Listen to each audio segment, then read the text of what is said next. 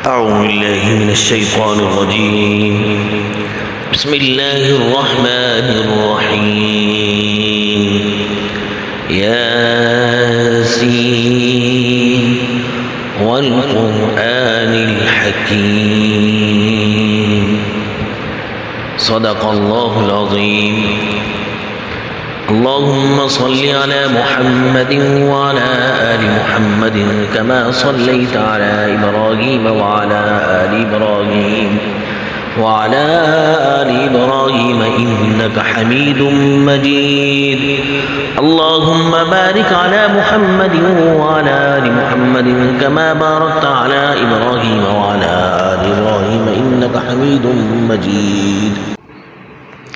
دوستو، ساتھیوں، بھائیوں اور بزرگوں، آج ہم آپ کو ایک رقیہ سنائیں گے، ایک دم سنائیں گے جو جادو کے ذریعے کسی کی زبان کو باندھ دیا ہو، یا جادو کے ذریعے کسی کی سننے کی صلاحیت کو باندھ دیا ہو کہ وہ ٹھیک سے سن نہ سکتا ہو، اور کسی کی زبان مکمل باندھ دیا ہو، آواز بالکل نہ نکلتی ہو، یا آواز تو نکلتی ہے مگر ٹھیک سے الفاظ ادا نہیں ہوتے. مثال کے طور پہ کوئی شخص مسجد کا امام ہے، وہ اللہ اکبر ادا نہیں کر سکتا، ادا تو کر سکتا ہے، ٹھیک سے ادا نہیں کر سکتا. وہ اللہ اکبر جب کہنے لگتا ہے تو ایسے لگتا ہے کہ اس کی زبان سے اللہ اکبر نکل نہیں رہا، وہ آ کر کے بہت مشکل سے. بعض مرتبہ وہ اللہ اکبر وہ ٹھیک سے ادا کر رہا ہے، سمع اللہ لمن حمدہ بھی ٹھیک سے ادا کر رہا ہے، لیکن سلام پھیرتے وقت مجھے تکلیف ہوتی ہے، بہت مشکل سے جو ہے وہ اپنی زبان سے لفظ السلام علیکم ورحمۃ اللہ بہت ہی مشکل سے وہ ہے اپنی زبان سے وہ ادا کرتا ہے. لیکن بعض مرتبہ ایسا ہوتا ہے کہ وہ اللہ اکبر، سمع اللہ لمن حمدہ، السلام علیکم ورحمۃ اللہ تو ٹھیک سے ادا کر رہا ہے، لیکن وہ جب سجدے میں جاتا ہے اور سجدے سے جب وہ اٹھنے لگتا ہے تو بہت مشکل سے جو ہے لفظ سے اللہ ادا کرتا ہے، بہت مشکل سے آ کر کے. اور بعض مرتبہ وہ پوری تلاوت ٹھیک سے کر رہا ہوتا ہے، لیکن آخر میں غیر المغضوب علیہم ولا الضالین وہ ٹھیک سے ادا نہیں کر پا رہا. تو کوئی بھی کیفیت ہو تو آپ اس دم کو سنیں. اس دم میں یہ ہے کہ ایک سورہ یاسین ہے، اس میں جہاں لفظ اللہ اکبر ہو، لفظ اللہ اکبر، وہ جتنی دفعہ میں دہراؤں گا، 100 دفعہ دہراؤں گا، تو آپ نے 100 دفعہ ہی دہرانا ہے ہر مبین پر. اور یہ سننے کا طریقہ یہ ہے کہ آپ نے قبلے کی طرف رخ کر کے بیٹھنا ہوتا ہے، آنکھیں بند ہوں. آنکھیں بند کر کے یہ تصور کریں کہ آپ کو شفا مل رہی ہے، آپ تندرست ہو رہے ہیں، آپ کی بیماری ختم ہو رہی ہے، آپ کا جو مسئلہ ہے وہ ختم ہو رہا ہے. یا آپ خانہ کعبے کا تصور کریں، یا آپ مسجد نبوی کا تصور کریں، یا پھر آپ یہ تصور کریں کہ اللہ تعالیٰ کا جو نام ہے، اللہ تعالیٰ کے نام کا تصور کریں کہ اللہ تعالیٰ کے نام کی برکت سے میرا جو مسئلہ ہے وہ ختم ہو رہا ہے. یہ تصور کرنا ہے، آنکھیں بند ہوں، 3 دفعہ سننا ہے اس کو. اس کے بعد ہم نے اذان اور افحسبتم والا بھی سنانا ہے، وہ بھی آپ نے پورا سننا ہوگا. اس کے بعد لقد جاءکم رسول من انفسکم اور حزب البحر، یہ چیزیں آپ نے سننی ہوگی، آپ کی آنکھیں بند رہے گی. 3 دفعہ آپ نے سننا ہے، پہلے سن کے آپ نے آنکھیں کھول دینی ہے، پھر سننا ہے، پھر سننا ہے، 3 مرتبہ سننا ہے دن میں 3 اوقات میں. یعنی ایک بار میں آپ 3 مرتبہ سنیں گے، 3 ٹائم. ٹھیک ہے؟ کوئی بھی ساتھی اس کو سننے کا ارادہ کرتا ہے تو رابطہ ضرور کر لے کہ کسی کو 21 دن یہ سننا ہوتا ہے، کسی کو 41 دن سننا ہوتا ہے، اور کسی کو 7 دن سننا ہوتا ہے. اور آپ کی جو بھی کیفیت ہوگی وہ بھی بتا دیا کریں. یہ جو جتنے بھی دم ہے، جتنے بھی رقیہ ہیں، یہ یوٹیوب چینل پہ جو ہے اپلوڈ کر دیا جاتا ہے. اس میں آسانی یہ ہوتی ہے کہ کوئی بھی وہاں سے جو ہے دیکھ کے فائدہ اٹھا سکتا ہے. اور پھر یہ جو جتنے بھی دم ہیں ایک کم سے کم آدھا گھنٹہ، 1 گھنٹہ، 1.5 گھنٹہ، 2 گھنٹے کے، تو یہاں پر جو ہے واٹس ایپ پہ تو ناممکن ہے، تو اس لیے ہم وہاں یوٹیوب میں دے دیتے ہیں۔ تو ساتھی بار بار کہتے ہیں کہ یہ واٹس ایپ میں جو ہے یہاں پہ دے دیا جائے، تو یہ بہت مشکل ہو جاتا ہے، تو ساتھی مطالبہ نہ کریں، اپنا بھی وقت کا خیال رکھیں، ہماری بھی وقت کا خیال رکھیں، بار بار مطالبہ کر رہے ہوتے ہیں۔ تو جو بھی سننا چاہتا ہے تو وہیں پہ ہی کمنٹ کرے تو بہتر ہے، وہیں ان کو جواب دے دیا جائے گا۔ میں ساتھیوں کے حوالے کر دیتا ہوں، یہ وہ ساتھی آپ کو بہترین جواب دے دیں گے، اور کبھی کبھی میں خود بھی جو ہے دیکھ کے جواب دے دیتا ہوں۔ تو آپ لوگوں کی آسانی کے لیے یہ ہے کہ آپ وہیں پر ہی جو ہے لکھ دیا کریں کہ کتنی دفعہ آپ نے سننا ہے، کتنے دن سننا ہے، اور کس طرح سے آپ نے سننا ہے، آپ کو جواب انشاءاللہ دے دیا جائے گا۔ اور یہ دم جس بزرگ سے ملا تھا تو اس بزرگ نے یہ کہا کہ اگر کوئی پیدائشی گونگا ہے یا پیدائشی بہرا ہے تو وہ اس طرح سے ان کو سنایا جائے۔ انہوں نے ایک ترتیب بتائی، کوئی رابطہ کرے گا وہ ترتیب بتا دیں گے کہ کوئی اگر اس طرح سے سنے، ایک عرصے تک سنے، تو وہ جو گونگا ہے اللہ تعالیٰ اس کو زبان دے دے، وہ جو بہرا ہے اللہ تعالیٰ اس کے بہراپن کو ختم کر دے۔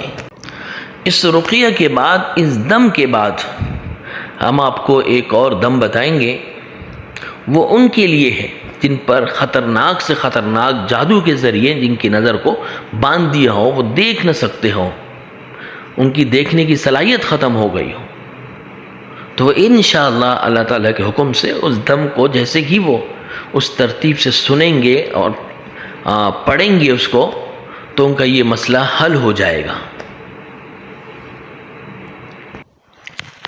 سورہ یاسین کی تلاوت ہوگی، اس میں جہاں پر میں اللہ اکبر اللہ اکبر اللہ اکبر کہوں گا تو ساتھ میں مریض نے بھی اللہ اکبر اللہ اکبر اللہ اکبر بآواز بلند کہنا ہے۔ اگر خاتون ہے تو اتنی آواز میں بول دے کہ وہ سن سکے، اگر مرد ہے تو اتنی آواز میں بولے جتنی آواز میری آ رہی ہے، ٹھیک ہے؟ یہ اگر ہینڈ فری لگا کے سنیں گے تو اور بہتر ہوگا، دونوں کانوں میں آواز آئے گی۔ اگر ہینڈ فری نہیں ہے تو ایسے بھی کان پہ رکھ کے سنا جا سکتا ہے۔ آنکھیں بند کر کے سنیں گے، جہاں جہاں پر میں اللہ اکبر کہوں گا وہ بھی میرے ساتھ اللہ اکبر دہراتے رہیں گے، ٹھیک ہے؟ اور تصور یہ کریں گے کہ اللہ کے نام کی برکت سے، سورہ یاسین کی برکت سے میری جو پریشانیاں ہیں، میری جو بیماری ہے وہ ختم ہو رہی ہے۔ اعوذ باللہ من الشیطان الرجیم، بسم اللہ الرحمن الرحیم، یاسین والقرآن الحکیم انک لمن المرسلین علی صراط مستقیم، تنزیل العزیز الرحیم، لتنذر قوما ما انذر آباؤهم فهم غافلون، لقد حق القول على أكثرهم فهم لا يؤمنون، إنا جعلنا في أعناقهم أغلالا فهي إلى الأذقان فهم مقمحون، وجعلنا من بين أيديهم سدا ومن خلفهم سدا فأغشيناهم فهم لا يبصرون، وسواء عليهم أأنذرتهم أم لم تنذرهم لا يؤمنون، إنما تنذر من اتبع الذكر وخشي الرحمن بالغيب،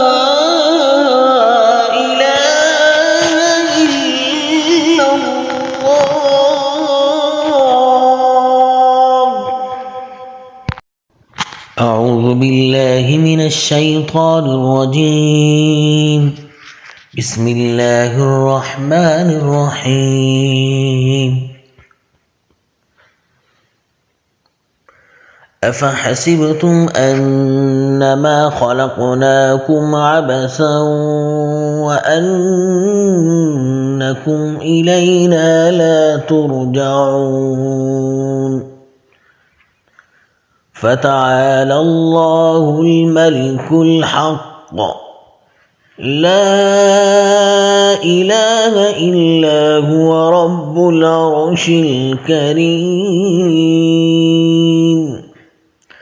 ومن يدع مع الله إلها آخر لا برهان له به فإنما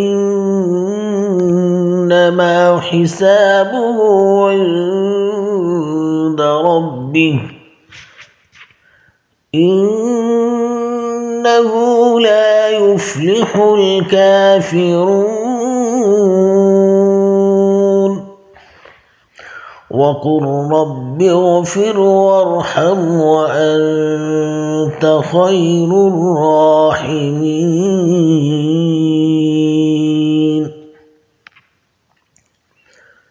أعوذ بالله من الشيطان الرجيم. بسم الله الرحمن الرحيم. لقد جاءكم رسول من أنفسكم عزيز عليه ما عنتم حريص عليكم بالمؤمنين رؤوف رحيم. فإن تولوا فقل حسبي الله لا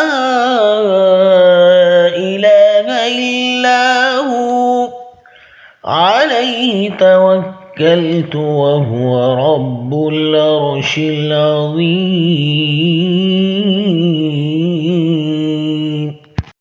بسم الله الرحمن الرحيم. اللهم يا علي يا عظيم يا حليم يا عليم أنت ربي وعلمك حسبي فنعم الرب ربي ونعم الحسب حسبي تنصر من تشاء وأنت العزيز الرحيم. نسألك العصمة في الحركات والسكنات والكلمات والإرادات والخطرات من الشكوك والظنون والأوهام ساترة للقلوب عن مطالعة الغيوب فقد ابتلي المؤمنون وزلزلوا زلزالا شديدا.